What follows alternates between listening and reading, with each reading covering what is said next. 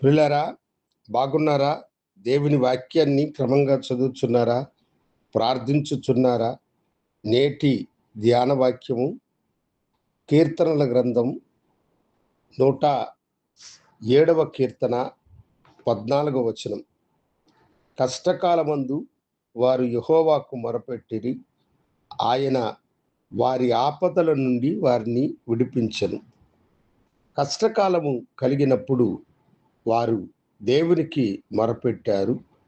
వారి ఆపదలలో నుండి దేవుడు వారిని విడిపించాడు. అవును, ఈరోజు ఏ కష్టముతో, ఏ బాధతో మీరు వేదన పడుచు ఉన్నారు? ఆ బాధ, కష్టముల నుండి దేవుడు మిమ్మలను విడిపించడానికి ఇష్టపడుచు ఉన్నారు. కష్టము కలిగినప్పుడు మనము మనుషుల వైపు చూడడము కంటే దేవుని వైపు చూసినప్పుడు ఆ దేవుడు మనకు సహాయము చేయగలిగేటువంటి వాడు. ఒకసారి ఇద్దరు సువార్థికులు దూర ప్రాంతములో ఉన్న ఒక గ్రామమునకు వెళ్ళి వారు సువార్తను ప్రకటించి అరణ్య మార్గములో వస్తూ ఉన్నారు.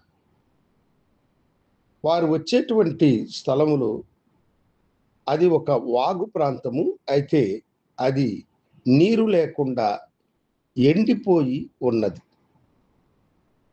ఈ వాగుని వారు దాటుతూ ఉండగా హఠాత్తుగా పై ప్రాంతములలో పడిన వర్షమును బట్టి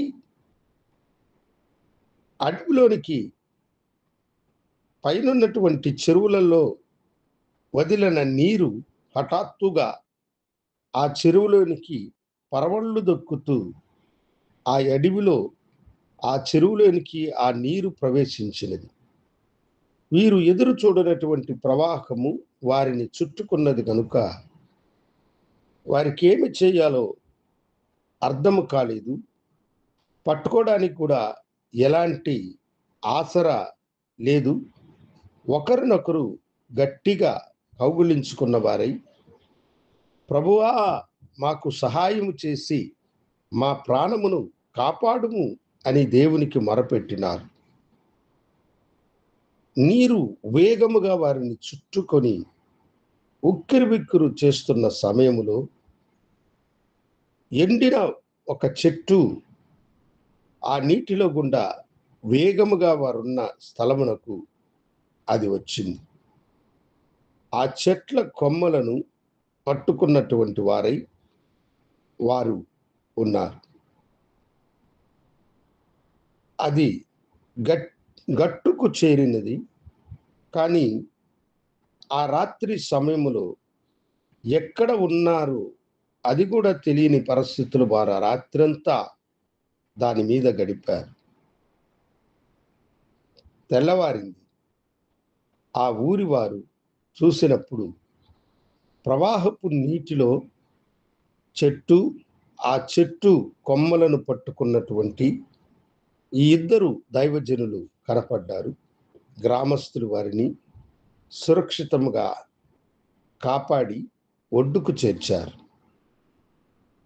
అవును దేవుని బిడ్డలారా, కష్టకాలంలో దేవుని హస్తము వారికి తోడుగా ఉండి వారి ప్రాణాలను కాపాడినట్లు నీవు ఏ కష్టం వచ్చినా, హఠాత్తుగా నిన్ను ప్రవాహము చుట్టుకున్నా, ప్రవాహము లాంటి సమస్యలు మిమ్మలను చుట్టుకున్న ప్రభు వైపు చూసి మొరపెట్టండి, ఆయన మీకు సహాయము చేయండి.